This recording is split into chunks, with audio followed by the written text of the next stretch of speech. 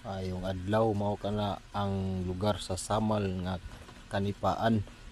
Ug diha nangaligo ang akong mga amigo sabay ming tanan. Trupa na ako nasa slaughter. Pagka nindot jud puti ang balas, pino ug tin-aw ang tubig. Kana siya milabay media sa mga amigo sa mga Badyaw ba na o Muslim. Basta may udto sa inyo diha. Nangita mag-spot diyaw asa yung nindot diya nga area nga among maplastaran. Wala man may magda og mga bangko gamisa. Kung taob na diya nindot jud na siya, pertim puti ay. Buri buyag ning lugar. Dahil pulikan moari man lang mo diri.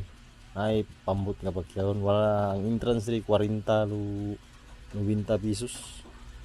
Depende na lang sa inyong style o kung sa inyong posisyon rin kana pwede na arkilan ka ng payaga kana siya. Sabi bit-bit baon ako mga amigo. Dili nangita mo spot diri ug asa pastar na mo.